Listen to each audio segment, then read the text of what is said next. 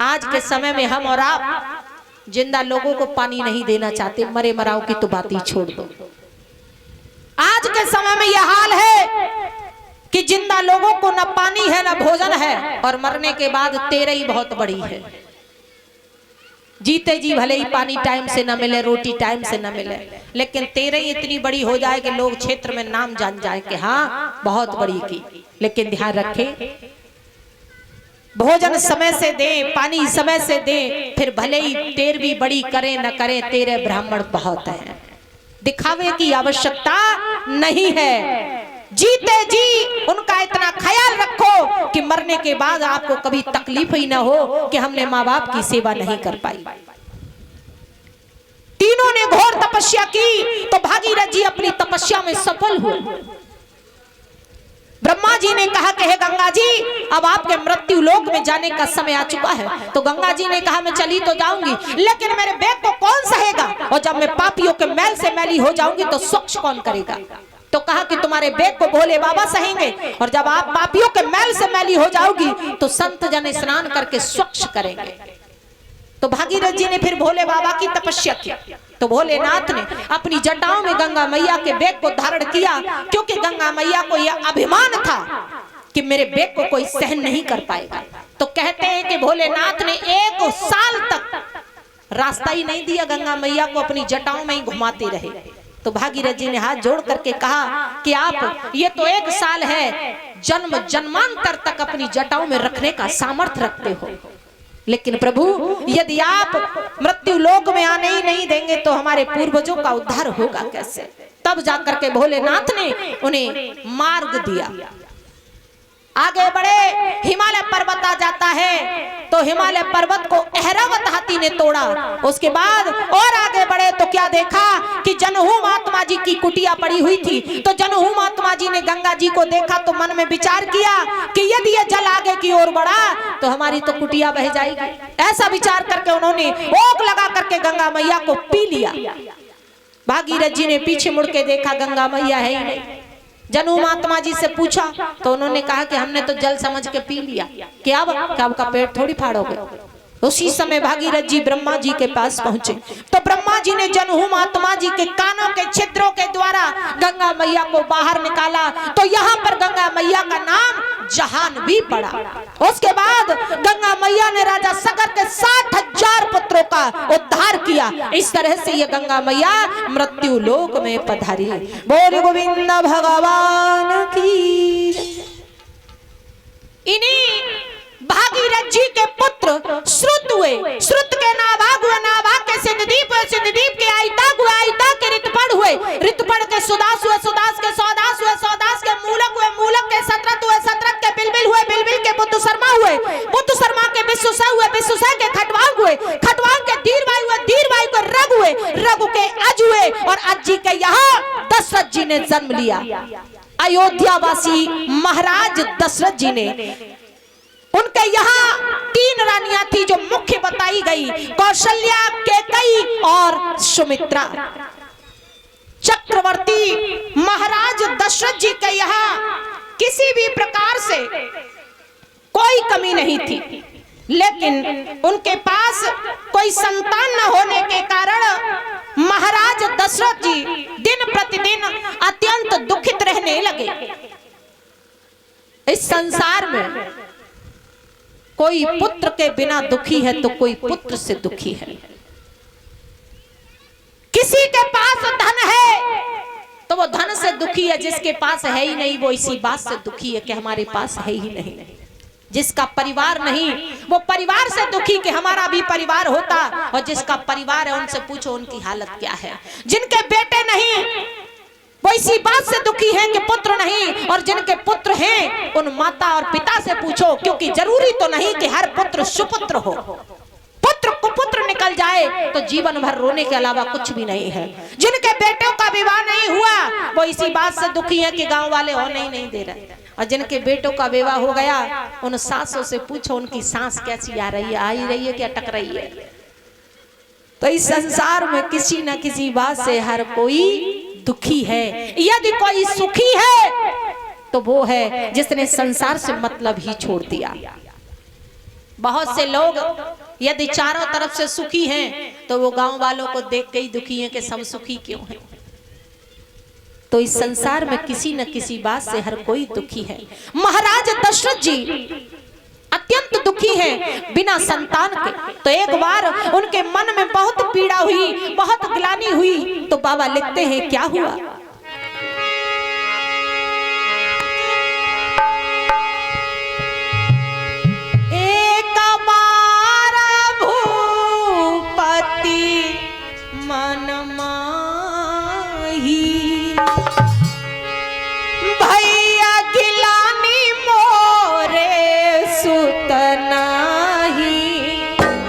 जय जय राम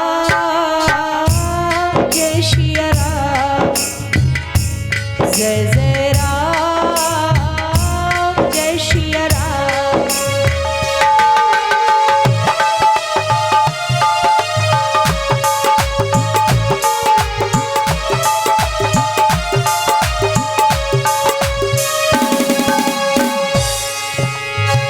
गुरु ग्रह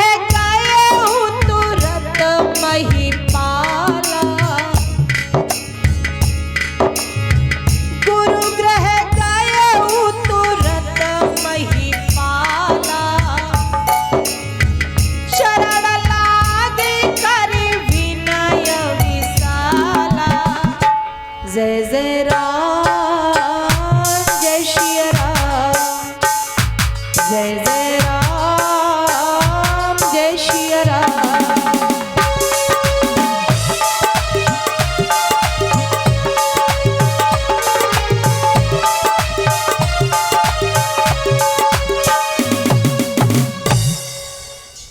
महाराज दशरथ जी के मन में बड़ी पीड़ा हुई, दुख हुआ।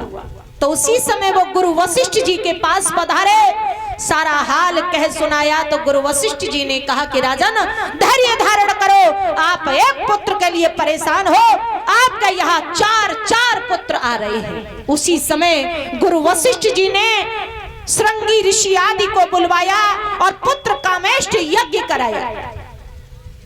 जब यज्ञ संपन्न हुआ तब अग्निदेव पायस का, खीर का प्रसाद लेकर के प्रकट हुए और उन्होंने गुरु वशिष्ठ जी के हाथों में वो प्रसाद दिया और कहा कि यथा योग्य बंटवा दीजिए। गुरु वशिष्ठ जी ने वो प्रसाद महाराज दशरथ जी के हाथों में दिया और कहा कि यथा योग्य आप बांट दीजिए। महाराज दशरथ जी ने प्रसाद को कैसे बांटा। पहले उन्होंने आधा भाग किया, आधा भाग कौशल्या जी को दिया, उसके बाद आधा बचा, आधे के आधे आधे भाग किए। तो आधा भाग कैकेयी को दिया और आधा भाग सुमित्रा जी को दिया। तो कहते हैं कि सुमित्रा जी के हाथों का प्रसाद एक चील ले गई। उस चील ने उस प्रसाद को एक वृक्ष पर डाल दिया। उस वृक्ष के नीचे माँ अंजना जी बैठी हुई थी। माँ अंजना जी की गोद में वो प्रसाद गिरा तो माँ ने प्रसाद समझ के ही पा लिया। उससे हनुमान जी का प्राकट्य हुआ। तो हनुमान जी का एक नाम पड़ा क्योंकि उस समय वो शंकर जी के ध्यान में मग्न थी। तो एक नाम उनका पड़ा शंकर सुवन केसरी नंदन। अब इधर सुमित्रा जी के हाथों का प्रसाद जब वो चील ले गई, और ये जो चील जो थी वो ब्रह्मलोक की अप्सरा थी, इसका नाम था सुवर्चला। और ये चील कैसे बनी। एक समय ये सुवर्चला ब्रह्मा जी की सभा में नृत्य कर रही थी। तो उसी समय ने किसी ने उपहार देने का प्रयास किया तो सुवर्चला ने अपने नृत्य को रोक दिया और उपहार लेने के लिए हाथ बढ़ा दिया। ब्रह्मा जी को बड़ा क्रोध आया और कहा कितना सुंदर नृत्य तुमने रोक करके उपहार के लिए चील की तरह हाथ बढ़ा दिया, जाओ तुम चील हो जाओ। सुवर्चला चरणों पर गिर गई और कहा कि मुझसे भूल हो गई, मुझे क्षमा कर दीजिए। तो ब्रह्मा जी ने कहा कि जिस समय सुमित्रा जी के हाथों का प्रसाद और आप अंजना जी की गोद में डाल दोगी, उसी समय तुम्हारा ये चील का शरीर छूट जाएगा। तो ये सुवर्चला पुनः अपने उसी सुंदर देह को प्राप्त हुई और वापस स्वर्गलोक चली गई। इधर सुमित्रा जी के हाथों का प्रसाद जब चील ले गई तो सुमित्रा जी रोने लगी। जब रोने लगी तो ये रोने की आवाज कौशल्या और कैकेयी ने सुनी तो दौड़ करके आई। पूछा बहन क्या हुआ? एक कंधे पर हाथ कौशल्या ने रखा और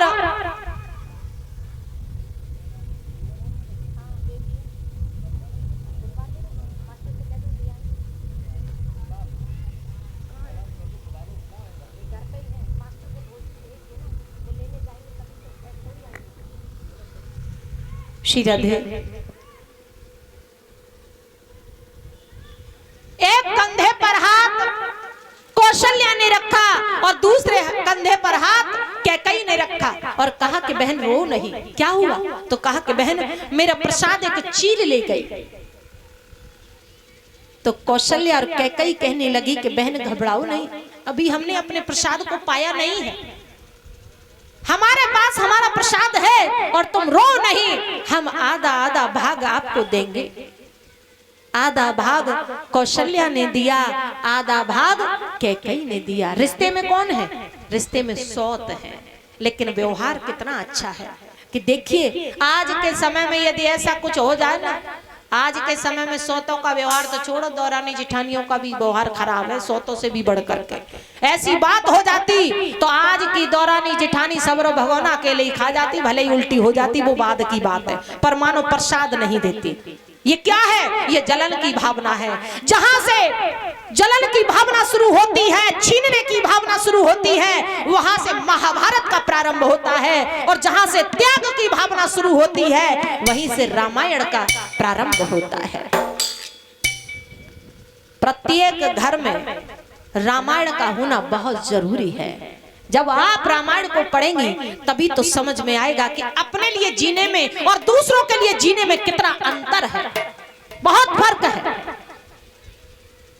लेकिन आज के समय में माताएं मेला में भी जाएं, बाजार में जाएं तो हीरो हीरोइन के फोटो ले आती हैं। कभी करिश्मा कपूर ले आई तो कभी माधुरी दीक्षित ले आई, कभी सलमान खान ले आई, लेकिन एक उन पर प्राण नहीं लाया जाता। और ले भी आए कोई तो ऐसे बांध करके रख देते हैं जैसे उसका कोई काम ही नहीं है। ध्यान रखें, बच्चे की प्रथम पाठशाला चाहे बेटी हो या बेटा हो, प्रथम पाठशाला माँ होती है।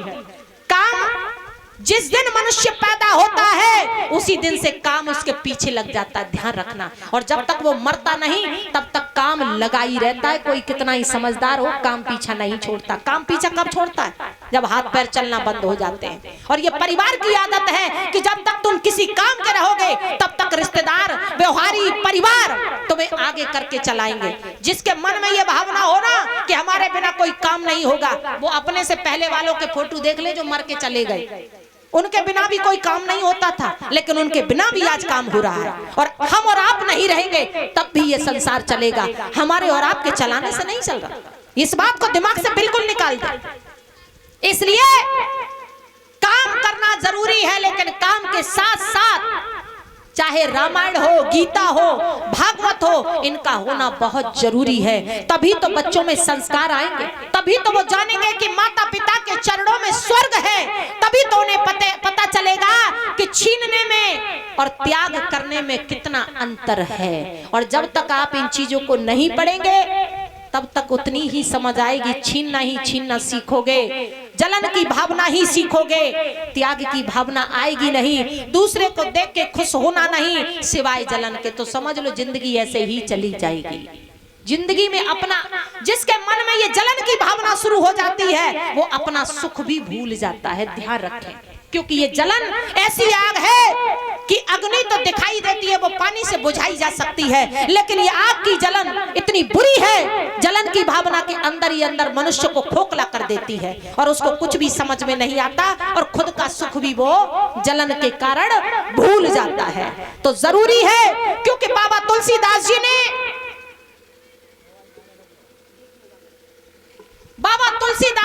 वाल्मीकि जी ने रामायण को संस्कृत में लिखा, लेकिन बाबा तुलसीदास जी ने इतने सरल शब्दों में रामायण को क्यों लिखा जिससे कोई भी सरल से सरल व्यक्ति उसे पढ़ पाए। 5वीं क्लास का बच्चा भी रामायण को पढ़ सकता है, ध्यान रखें। इसलिए प्रत्येक घर में माताओं से हमारा आग्रह है, निवेदन है, टीवी कम देख लेना, काम थोड़ा कम कर लेना, लेकिन 5 मिनट सुबह और 5 मिनट शाम को रामायण का पढ़ने का समय जरूर निकालें, खुद पढ़ें और अपने बच्चों को पढ़ाएं।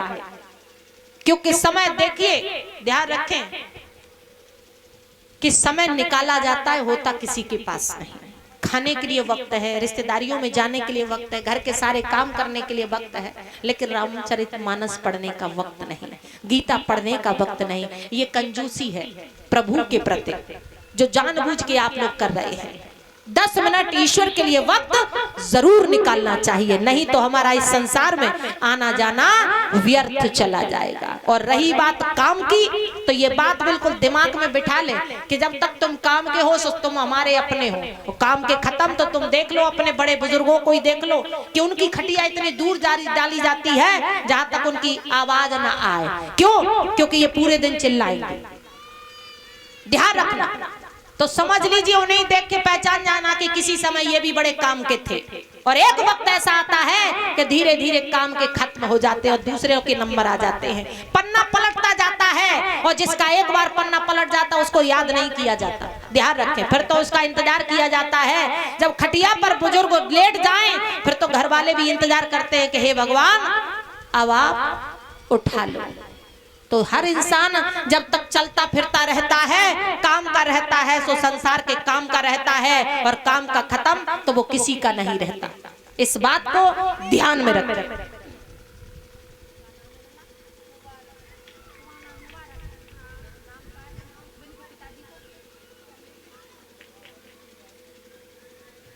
और ये माला पहना के सम्मानित कर रहे हैं श्री श्यामवीर सिंह जी के सुपुत्र मुबारक जी। हम भगवान से प्रार्थना करते हैं सदैव धर्म के रास्ते पर चलते रहें, हमारी परम पिता परमात्मा से यही प्रार्थना है। बोली गोविंद भगवान की। इस समय यहाँ पर बैठी हमारी माताएं बहनाएं, कितनों के घर रामचरितमानस है? और बाकी सबके घर? अब ध्यान रखना, देखो रामचरितमानस, गीता, भागवत ये सब हमारे घर में होगी तभी तो बच्चे पढ़ेंगे। ध्यान रखें, जब कोई चीज होगी नहीं तो दूसरों के घर कौन पढ़ने जाएगा? तो जरूरी है, हम करोड़ों का मकान बना लेते हैं, गाड़ियां खरीद लेते हैं, सारी प्रॉपर्टी खरीद लेते हैं, लेकिन एक रामचरितमानस भगवत गीता के लिए कंजूसी क्यों? इसलिए जरूरी है, जब रामचरितमानस पढ़ेंगे तभी तो समझ में आएगा कि दशरथ जैसा बाप होगा तभी तो राम जैसा पुत्र मिलेगा, और राम जैसा भाई होगा तभी तो लक्ष्मण और भरत जैसा पुत्र मिलेगा, भाई मिलेगा। बड़ा बनना इतना आसान नहीं है, राम जैसे बड़े बनो और लखन जैसे छोटे बनो तभी तो बात बनेगी। तो जरूरी है कि थोड़ा खर्चा कम कर लेना, लेकिन ये काम जरूर करना है, हर घर में होना चाहिए। हमारे पुराण हमारी पहचान है, हिंदू धर्म की पहचान है, इसलिए हर घर में पूजा होनी चाहिए और हर घर में 10 मिनट का समय ईश्वर के लिए जरूर निकालना चाहिए। अगर ईश्वर ने हमें मनुष्य बना करके भेजा है तो हमें मनुष्य जैसे कार्य भी तो करने चाहिए, नहीं तो पशु बना करके भेजता। ध्यान रखें, 84 लाख योनियां हैं, उसमें सबसे अच्छा मनुष्य शरीर ही तो बताया गया है। और यदि हमने ऐसा भी नहीं कर पाया तो पता नहीं दोबारा की गारंटी है किसे? इधर उधर की खबरें लेना बंद कर दो, लेकिन अपने ईश्वर पर, अपने आप पर ध्यान दो। कभी कभी लोग कह देते हैं कि अब हम जान पाए हैं कि लोग कैसे हैं, लेकिन कभी ये कहा है कि अब हम जान पाए हैं कि हमारा भगवान कैसा है। जिस दिन ये बात आ जाएगी तुम्हारे दिमाग में, समझ लीजिए उसी दिन तुम ठीक ठाक इस संसार में, तुम्हारा आना भी ठीक और जाना भी ठीक। नहीं तो संसार को समझते रहना सारे जीवन, लेकिन परमात्मा के सामने जब खड़े हो गए तो जवाब क्या दे पाओगे? बोल गोविंद भगवान की। दोनों रानियों ने आधा आधा भाग दिया, आधा कौशल्या ने, आधा कैकेयी ने। यही कारण था कि सुमित्रा जी ने 2 पुत्रों को जन्म दिया। समय आने पर तीनों रानियां गर्भवती हुई। बाबा लिखते हैं खुशी का ठिकाना नहीं है। एही विधि कारव सहित सवनारी,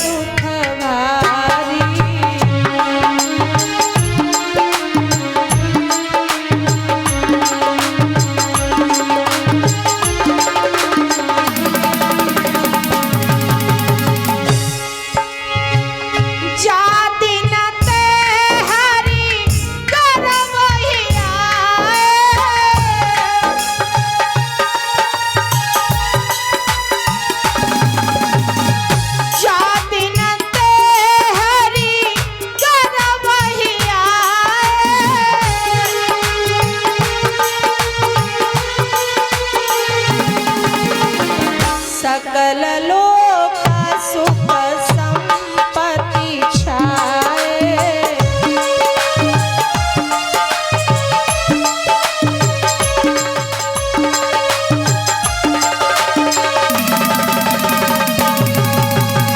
समय आने पर तीनों रानियां गर्भवती हुई और धीरे धीरे समय नजदीक आने लगा। बाबा लिखते हैं योग लग्न ग्रह वार तिथि सकल भय अनुकूल, चर अरु अचर हर्ष जुट राम जन्म सुख मूल। नौमी तिथि मधु मास पुनीता,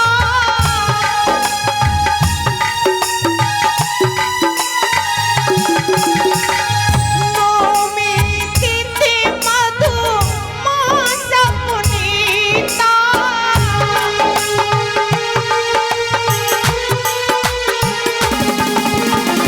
शुक्ल पक्ष विजित हरि प्रीता।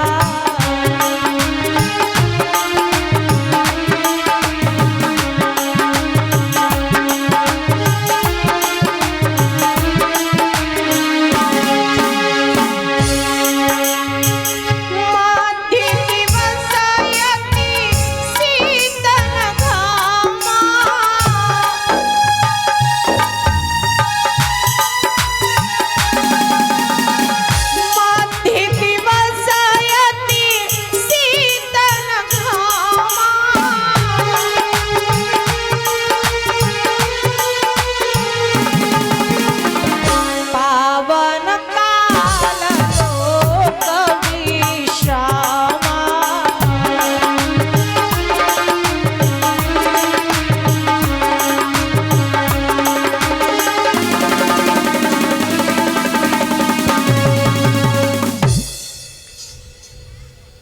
देखते ही देखते वो समय आ ही गया।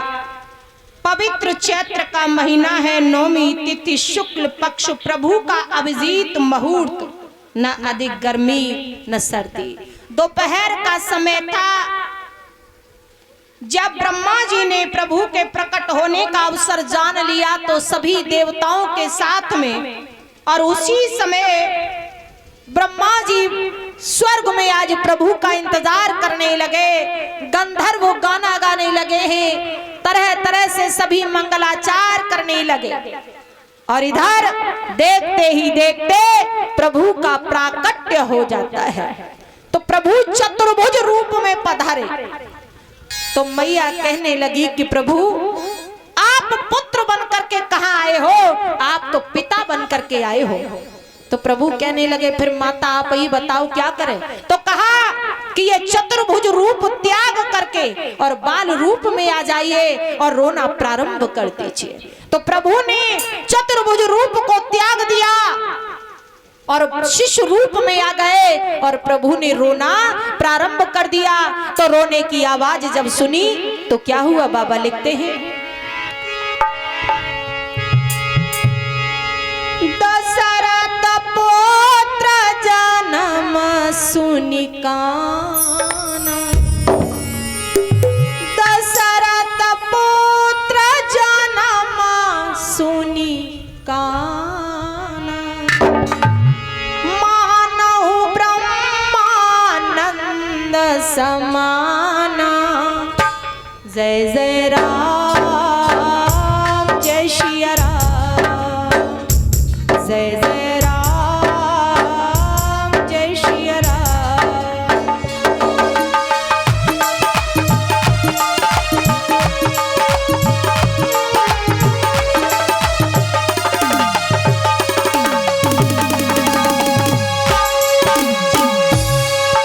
जैसे ही महाराज दशरथ जी ने पुत्र के रोने की वो प्यारी ध्वनि सुनी, ब्रह्मानंद में समा गए। इतने प्रसन्न हुए कि उनकी प्रसन्नता कहीं नहीं जा रही थी। बाबा लिखते हैं,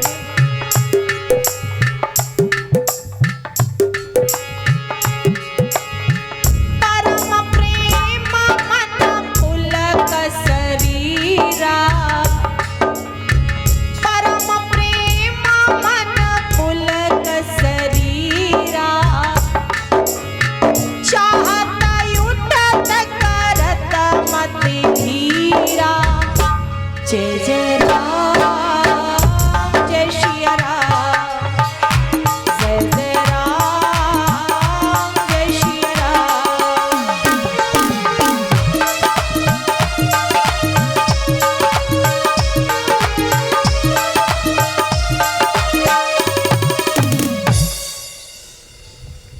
महाराज दशरथ जी की खुशी का ठिकाना न रहा, बड़े प्रसन्न हैं। उठना चाहते हैं लेकिन ये सोच करके उठ नहीं पा रहे कि जो जिसका नाम लेने मात्र से लोगों का कल्याण हो जाता है, क्या वही प्रभु मेरे घर पधारे हैं। उठना तो चाहते हैं लेकिन प्रसन्नता के कारण उठ नहीं पा रहे। पूरा अवध धाम घर घर में खुशियां मनाई जा रही है और पुष्पों की वर्षा हो रही है। किस प्रकार से जो भी भक्तजन नृत्य करना चाहे वो कर सकते हैं।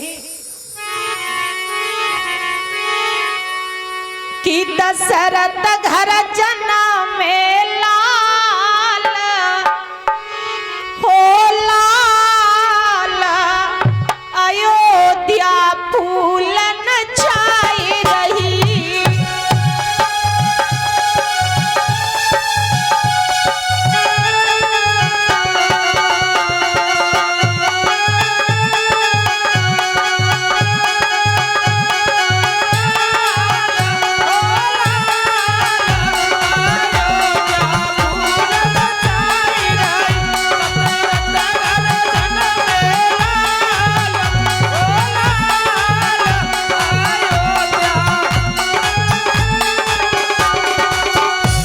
जो भी माताएं बहनाएं नृत्य करना चाहें वो कर सकती हैं। सोचने विचारने की आवश्यकता नहीं है। 4 दिन आज पूरे हो गए और 3 ही दिन बचे हैं शेष में। राजा भैया ने तुम नाच लो, खड़े जा।